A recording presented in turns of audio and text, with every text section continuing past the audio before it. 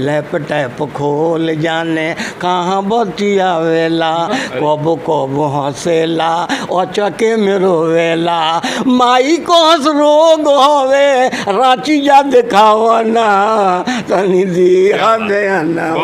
खुदा हर शख्स को महफूज रखे, खुदा हर शख्स को महफूज रखे, मिजाज इस दौर का अच्छा नहीं है।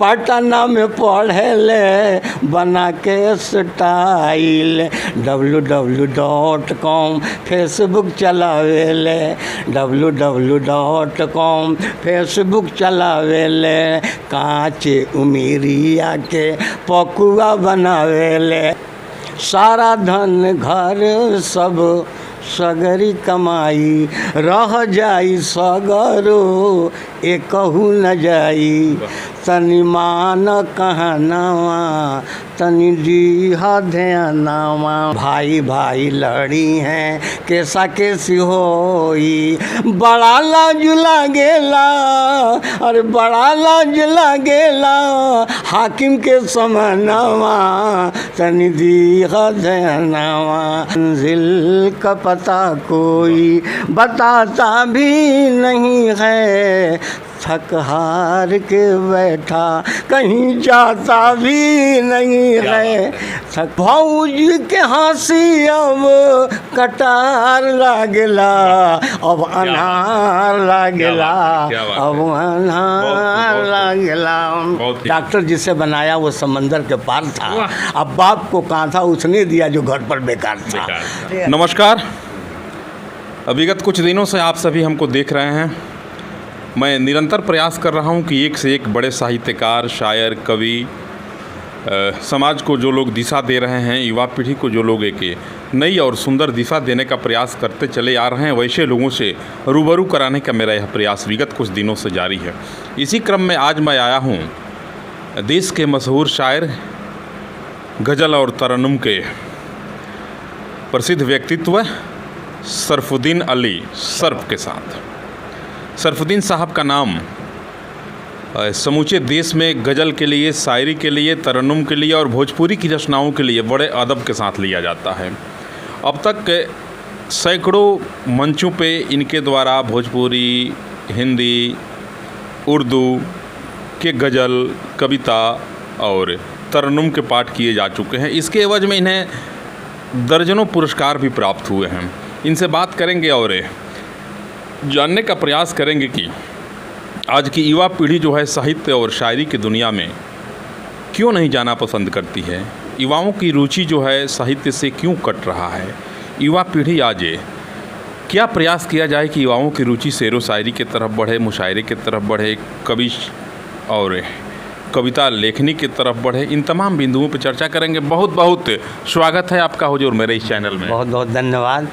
मैं आपको प्यार और आशीर्वाद के साथ ये कह रहा हूँ कि आपने एक ऐसे शायर को के घर आने की जहमत गवारा किया जिसका तस्वुर मैं नहीं कर रहा था, और आप करीब के होते हुए और इतने मुस्कुरा के मिलने वाले व्यक्तित्व से हमारा जो वाबस्तगी हासिल हुई है, ये हमारे लिए फ़ख्र। बहुत शुक्रिया आपको। सबसे पहला सवाल है आपसे कि आज का युवा वर्ग जो है, युवा पीढ़ी जो है, युवाओं का रुझान आज साहित्य की तरफ नहीं हो पा रहा है। न कोई कविता लिखना चाहता है, न कोई शेरो शायरी करना चाहता है, किताबों से युवा दूर भाग रहा है। इसकी वजह यह है कि ये मादियत और आर्थिक तौर पे बहुत मजबूत होना चाहता है, और इसके सामने है और आँखों के सामने है। एक बूढ़ा बाप भी अपने बेटे को कामयाब देखना चाहता है पैसे की बदौलत, और वो पैसा ही चाहता है। युवा भी पैसे की तरफ भाग रहा है, इसलिए उसको स्नेह, प्यार, आशीर्वाद का मतलब समझ में नहीं आया। मैं हमेशा इस बात को कहता हूँ कि डॉक्टर जिसे बनाया वो समंदर के पार था, अब बाप को कहा था उसने दिया जो घर पर बेकार था। तो आज बेकार औलाद की ज़रूरत है, लेकिन साहित्यकार हो, साहित्य हो, अदब हो, इंसानियत हो। इसी मानवता के लिए आदमी पढ़ाई करता था और कमा कर अपने माता पिता की इज्जत, आबरू, अपने बहनों को देखभाल, शादी ब्याह करता था। कहाँ तक तालीम हुई है आपकी? जी, मैं अलीगढ़ से उर्दू में MA किया हूँ और MPhil में दाखिला लेकर तब तक यहाँ आ गया। और बाबा भूत लोगों को हंसाने लगे, रुलाने भी लगे। जी, जी। हाँ, हंसाना रुलाना ये दोनों काम हुआ है। और 30 साल तक इस इलाके के मैंने सेवा किया है, खिदमत किया है। कोई ऐसा बड़ा शायर नहीं, तंग इनायतपुरी से लेकर सोमेश ओझा तक और संजय से लेकर मेरा जुद्दीन तिश्ना तक, इन तमाम लोगों का मैंने बहुत ही, मेरा तो एक चेला है जो सऊदी अरब में, और वो अफरोज़ आलम, बहुत मशहूर, बहुत कामयाब और 11 किताबों का मुसन्निफ़ है जी। आज भी उसकी कई किताबें भरी पड़ी हुई हैं और किसी यूनिवर्सिटी में पढ़ाई भी जा रही हैं। ये हमारे लिए फ़ख्र की बात है। कब से आप शायरी की दुनिया में आ गए? मैं, हमारे उस्ताद हुआ करते थे शहरयार साहब, अलीगढ़ मुस्लिम यूनिवर्सिटी के। उमराव जान अदा को मैंने देखने के बाद, ये चीज़ क्या है आप मेरी जान लीजिए, बस एक बार मेरा काम मान लीजिए। वहीं से हम लोगों ने उमराव जी से मुलाकात हुई थी क्या आपकी? जी, शहरयार साहब हमारे उस्ताद थे। अच्छा। तो उमराव जी से तो नहीं, लेकिन जिन्होंने ये लिखी गज़ल को, उनकी वो गज़ल आज भी हम लोग और उनसे पढ़ते थे और उनका मान सम्मान बढ़ाते थे। ये काम हम लोगों ने किया। भोजपुरी के बारे में, एक भोजपुरी के लिए भी आप मशहूर हैं जी। भोजपुरी के बारे में भी कहा जा रहा है कि भोजपुरी के आज जो युवा पीढ़ी के कलाकार हैं जी, भोजपुरी को बहुत अश्लीलता की तरफ ढकेल रहे हैं। जी, तो ये चूँकि आज का जवान, लेकिन जो सचमुच का कवि है, जो पैसा नहीं कमाना चाहता है, वो दर्द भी बयान करता है। हाँ, हमारे यादव जी दुर्गा राय कॉलेज के हैं, वो जो माँ पढ़ते हैं तो एक क्षमा बन जाती है। मेरा एक भाई है बंटवारा, आप सुन सकते हैं कि बाबूजी का धानावा लमहर मकानावा, अब अन्हार लागेला, अब अन्हार लागेला, 3 दरवाजा भैले 3 गो अंगनावा, ईर्ष्या के धाह में जरेला मकानावा, भौजी के हंसी अब कटार लागेला, अब अन्हार लागेला, अब अन्हार लागेला। भाई कितना प्यार करता है जी। बचपन में, और जब उसकी पत्नी आ जाती है तो कैसा हो जाता है। जौन भाई अंगूरी धरा के चले, कान्हा पर बिठा के हमके हटिया घुमावले, कहेले सूरतिया देख अब बुखार लागेला, अब अन्हार लागेला, अब अन्हार लागेला। सबसे पहले आपकी कौन रचना हुई जिससे आप किसी मंच पे साझा की और सबसे ज़्यादा ताली मिली उस रचना पे आप? जी, वो गज़ल बहुत पहले मुझको अच्छी तरह से याद है जी। कि उसके 2-3 शेर अभी भी याद हैं कि मंजिल का पता कोई बताता भी नहीं है, मंजिल का पता कोई बताता भी नहीं है, थक हार के बैठा कहीं जाता भी नहीं है, थक हार के बैठा कहीं जाता भी नहीं है। एक आग का दरिया है रवां सीने के अंदर, एक आग का दरिया है रवां सीने के अंदर, एक आग का दरिया है रवां सीने के अंदर, रवां सीने के अंदर, बुझता भी नहीं साफ, जलाता भी नहीं है, बुझता भी नहीं साफ, जलाता भी नहीं है। अब दिल का जो आलम है शरफ कह नहीं सकते, अब दिल का जो आलम है शरफ कह नहीं सकते, अब दिल का जो आलम है शरफ कह नहीं सकते, हंसने भी नहीं देता रुलाता भी नहीं है, हंसने भी, इसी तरह के तमाम। कहा जाता है आपके बारे में कि आपकी रचना जब कभी मंचों से आप पढ़ते हैं किसी गज़ल को, किसी नज्म को, तो लोग रोने लगते हैं। वैसी कौन सी रचना है जिस पर लोग रोने से मजबूर हो जाते हैं? यही भाई का जो बंटवारा मैं पढ़ता हूँ, तो यहाँ राहुल जी डीएम हुआ करते थे, उनके आंखों में आंसू आ गए और उन्होंने कहा कि इतनी सही चित्रण कैसे तूने कर दी। मंचों से आप लोगों को हंसाते हंसाते रुलाने लगते हैं, कौन सी रचना है जिस पे लोग हंसते हंसते रो देते हैं? जी, ये आज के परिवेश में सारा पैसा घर बनाने में खर्च हो रहा है जी। ज़िंदगी बनाने में पहले पैसे खर्च होते थे, अब घर बनाने और गाड़ी बनाने में पैसे खर्च होते हैं, जिसकी वजह से आज का बुज़ुर्ग बहुत कुंठित है, आज का माता पिता बहुत कुंठित है। जो 60 के बाद घर बनाता है वो सारा में सोता है, जो 60 के बाद घर बनाता है वो सारा में सोता है, उसके बाद कब्रिस्तान चला जाता है। मुझको एक शख्स से मुलाकात हुई और उसने कहा कि मैं अपने बेटे को डॉक्टर इंजीनियर बनाना चाहता हूँ, और उसने बनाया भी, लेकिन जब बुढ़ापे का आलम हुआ तो वो बेचारा इस लायक भी नहीं रहा कि उस घर में सो सके, बल्कि बाहर उसको सुलाया जाता था और वहीं से दिशा और मैदान के लिए उसको भेजा जाता था। उस क्रिया को देख के मैं बहुत प्रभावित हुआ और सोचा, और मैंने एक गीत लिखी, सारा धन घर सब सगरी कमाई, सारा धन घर सब सगरी कमाई, रह जाई सगरो एकहु न जाई, तनि मान कहनावा तनि दीहा ध्यानावा।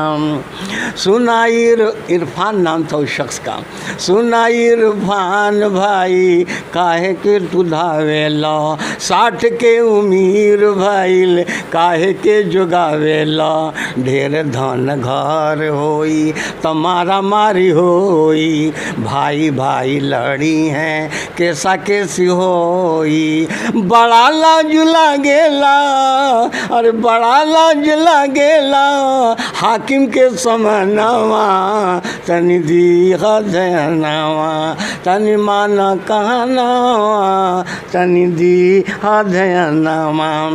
गाड़ीदार पहले बाप खटता था तो बेटा देखता था, और आज बाहर बाप कमाता है तो न बेटे की पढ़ाई बाप देख रहा है और न बेटे की न कमाई को किस मेहनत से कमा रहा है, इसको बेटा भी नहीं देख पा रहा है। तो उस पर मैंने कहा, गाड़ी दरवाजा बावे हाथ में मोबाइल, पटना में पढ़े ले बना के स्टाइल, www.com फेसबुक चलावे ले, www.com फेसबुक चलावे ले, कांचे उमीरिया के पकुआ बनावेले, कहेनी तो कहेले ऑनलाइन बा जमानावा, तनि दीहा ध्यानावा तनि माना कहनावा तनि दीहा ध्यानावा। पूत कमाओ सुत से बपसी डेराले, पूत कमाओ सुत से बपसी डेराले, नौकी के गुण देखे गुण सब हेरा ले, माई हमर दाई हवी लइका खिलावेली, घूमी घूमी रोई रोई सबसे बतावेली, गलती पे टोके नी तो खींचे ले जवानावा, तनि दीहा ध्यानावा तनि माना कहनावा तनि दीहा ध्यान। लोग कहते हैं शहर से भौजाई को लाइए, पटना से लाइए, तो जो पटना से लाता है उसे कभी नहीं पड़ता है। ये पटना हो पटीना आ कितनो सटैब सटीना। शेर सुनिए कि जी भौजी जही भौजी पतोहिया के जहिया उतरली, मने मने मुस्की छोड़स बड़ाई तुरैली, पूछला पर कहेली का हम बताई, पूछला पर कहेली का हम बताई, भैया न रोटी खइहें हम जेना पकाई, भैया न रोटी खइहें हम जेना पकाई, फूका फार रोवेली हमारे समानवा तनी दीह ध्यानवा।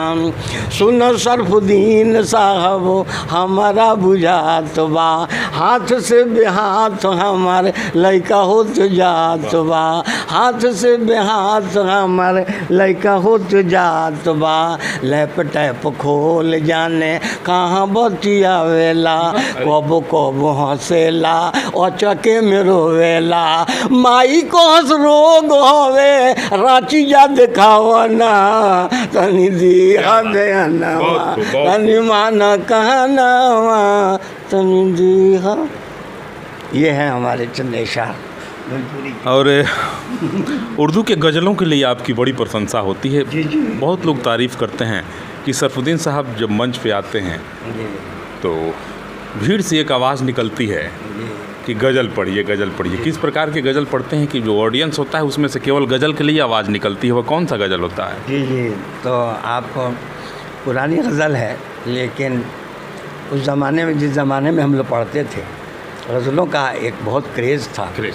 और वो मैंने क्यों शामो सहर परवरिश गम की है, ज़िंदगी का तुम्हें ये राज बताऊं कैसे। और सिर्फ तूने मेरे माथे की शिकन देखी है, अपने सीने की जलन तुमको दिखाऊं कैसे। तो ये चंद शेर, वो भी 2-3 शेर है, आप समाप्त फरमा लेंगे। आरज़ुओं को थपक कर जो सुलाया मैंने, आरज़ुओं को थपक कर जो सुलाया मैंने, गम का तूफ़ान कलेजे में छुपाया मैंने, गम का तूफ़ान। होश आया तो जवानी का सलीका सीखा, होश आया तो जवानी का सलीका सीखा। अकी मोहब्बत तो मज़ा दर्द का पाया मैंने, की मोहब्बत। और ये शेर ख़ास तौर से, चुप खड़ा था मेरे चेहरे पे नज़र थी उसकी, चुप खड़ा था मेरे चेहरे पे नज़र थी उसकी।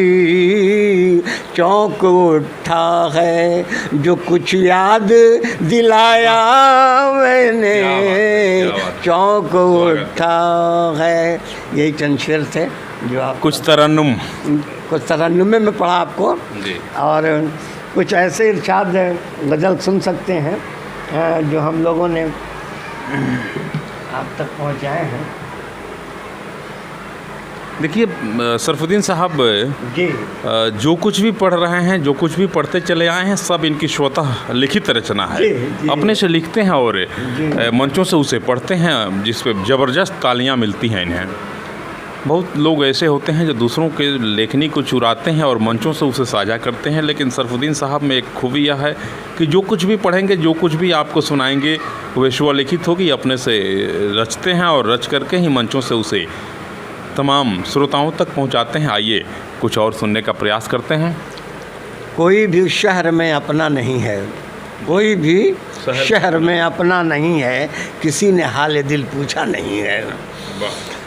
वो जो साबित कदम होता नहीं है, वो जो साबित कदम होता नहीं है, किसी मंजिल पर वो ठहरा नहीं है, किसी मंजिल पे वो ठहरा नहीं है। खुदा हर शख्स को महफूज रखे, खुदा हर शख्स को महफूज रखे। मिजाज इस दौर का अच्छा नहीं है, मिजाज इस दौर का अच्छा नहीं है। फ़िज़ा उल्फत की हो हमवार कैसे, फ़िज़ा उल्फत की हो हमवार कैसे, किसी ने आज तक सोचा नहीं है, किसी ने आज तक। और वफ़ा का आईना होता है कैसा, वफ़ा का आईना होता है कैसा, शरफ़ ने आज तक देखा नहीं है, शरफ़ ने आज तक देखा नहीं है। यही चंद शेर थे जो आप तक हमने पहुँचाए। और एक गज़ल और जी, अब एक गज़ल या कुछ और श्रोता सुनना चाहेंगे भोजपुरी में आपसे? भोजपुरी का क्या कहा जाए। बेटी का अगर है तो एक और रचना इनकी बड़ी मशहूर हुई। आजकल की बेटियां जो बचपन से माँ बाप के साथ पलती हैं, बढ़ती हैं, और इस कलयुगी इश्क के चक्कर में पड़ के माँ बाप के इस प्यार को ठोकर मार के निकल जाती हैं। उसी पे सरफुद्दीन साहब की एक रचना बहुत सराही गई। आइए हम सुनने का प्रयास करते हैं कि बेटियों पे कैसी है वह रचना। क्या है मोहतरम आपकी वह रचना जो बहुत सारे जी, इसलिए कि ये रचना एक लड़की थी, उसकी शादी होने वाली थी, बारात आने में सिर्फ 10 दिन बाकी थे। अच्छा। और उसमें वो लड़की जो भाग के गई है, उसके परिवार पर, उसके ख़ानदान पे क्या बीत रहा है? जो क्या बीता, इसका अंदाज़ा इस बात से लगाया जा सकता है कि जिससे घर से बेटी चली जाए, बारात वापस चल जाए, वही इसका अंदाज़ा लगा सकता है। आइए मैं उसी पर मैंने एक छोटी सी रचना है कि बेटी का कैलू, बेटी का कैलू, घर से भाग गईलू, घर से भाग गईलू, नैनवा के सुख रहलू, दिल के करार हो, नैनवा के सुख रहलू, दिल के करार हो, बाबूजी के धन रहलू, भाई के दुलार हो, बाबूजी के धन रहलू, भाई के दुलार हो, ममता के नैया तार देखलू, बेटी का कैलू, घर से भाग गईलू, घर से भाग गईलू, मान मर्यादा गईल बाबूजी के श्रद्धा, मान मर्यादा गईल बाबूजी के श्रद्धा, चुपे चाप रहत रहत कैलू बड़ा गरदा, इज्जत के चढ़ल पारा उतार देखलू, बेटी का कैलू, घर से भाग गईलू, नदी के रंग ढंग कैसे समाइल। बेटी को भगाने में ननद का भी रोल होता है, याद रखना। ननदी के रंग ढंग कैसे समाइल, माई हम कैसन के रंग न चिन्हाइल, माई हम कैसन के रंग न चिन्हाइल, माई हम कैसन के रंग न चिन्हाइल, ढापल तो पली जत उघार देखलू, बेटी का कैलू, घर से भाग गईलू। जनाब सरफुद्दीन साहब सर्फ, आप तमाम लोगों का यह आग्रह था कि एक बार आप उनसे मिलिए और उनकी रचनाओं को हम सबों तक पहुंचाइए। आपके प्रत्येक के एक एक सुझाव का, एक एक आदेशों का मैं अक्सर पालन करता हूं, और आप लोग जिन्हें जिन्हें कहते हैं मैं उनके पास जाता हूं और उनकी रचनाओं को आप तक पहुंचाने का प्रयास करता हूं। अधिकांश लोगों का यह निवेदन था कि आप सरफुद्दीन अली सर्फ के पास जाएं और उनकी रचनाओं को हम तक पहुंचाएं। आज मैं यहां आया और इनकी तमाम रचनाओं को, पुत्र को पिता के साथ कैसे रहना चाहिए, पिता को पुत्र के साथ कैसे रहना चाहिए, माँ बेटी का क्या संबंध होना चाहिए, बेटी और ननद का क्या संबंध होना चाहिए, भाई भाई का किस प्रकार का संबंध होना चाहिए, इनकी रचनाओं में आप सब कुछ सुन सकते हैं। और मैं पुनः एक बार निकट भविष्य में दोबारा इनके पास आऊँगा और आप सबों के बीच नई नई इनकी जो रचना होगी उन रचनाओं के साथ आप सबों से फिर एक बार रूबरू होऊंगा। मशहूर शायर और मेरे आदरणीय जनाब सरफुद्दीन साहब सर्फ के साथ मैं शंभू प्रसाद भाई, आप सबों को सादर नमस्कार।